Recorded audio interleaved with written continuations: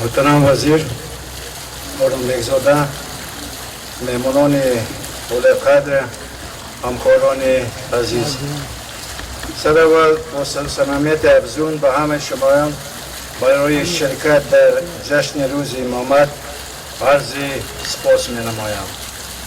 همزمان حال جماعت را به 62مین سالگرد به تخت‌نشین والا حضرت شاه کریم الحسینی تبریک می نمایم. این جشن که از 11 ایول سال 1957 ابتدا می گیرد به دوره طلایی رشد جماعت نیز اساس گذاشت.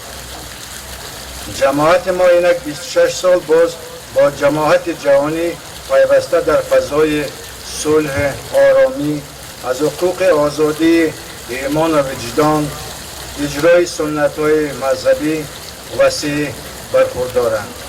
این محیط سازنده و مساعد محض با اقدام حکومت جمهوری تاجیکستان با سروری اساسگزار صلح وحدت ملی پیشوای ملت جناب عالی امام علی رحمان نیز فراهم آمد.